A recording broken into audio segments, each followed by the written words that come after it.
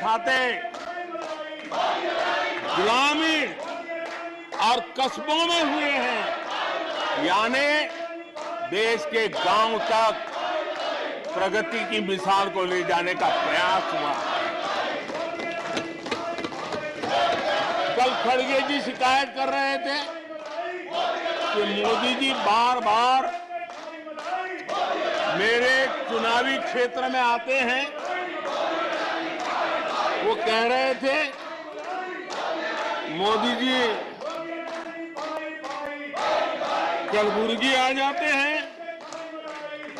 मैं जरा खड़गे जी को कहना चाहता हूं, मैं आता हूं उसकी शिकायत करने से पहले ये भी तो देखो कि कर्नाटका में 1,70,00,000 जनधन बैंक अकाउंट खुले हैं।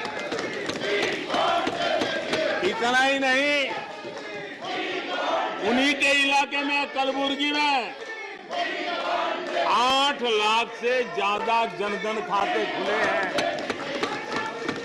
अब सभापति जी बताइए, इतने बैंक के खाते खुल जाए, इतना एम्पावरमेंट हो जाए, लोग इतने जागरूक हो जाए और किसी का इतने सालों के बाद खाता बंद हो जाए तो उनकी पीड़ा मैं समझ सकता हूं। और बार बार उनका दर्द झलकता है और मैं तो हैरान हूं। कभी कभी यहां तक कह देते हैं कि एक दलित को हरा दिया। अरे भाई, उसी इलाके की जनता जनार्दन है, उसने दूसरे दलित को जीता दिया। अब आपको जनता नकार दे रही है, आपको हटा रही है, आपका खाता बंद कर रही है और आप रोना यहां रो रहे हो। आदरणीय सभापति जी,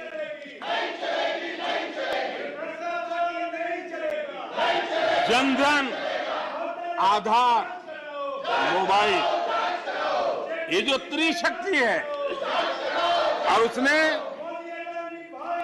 सीधा डायरेक्ट बेनिफिट ट्रांसफर, उस योजना के तहत पिछले कुछ वर्षों में 27 लाख करोड़ रुपया इस देश के नागरिकों के बैंक खातों में ट्रांसफर किया, हितधारकों के खातों में ट्रांसफर किया है। और मुझे खुशी है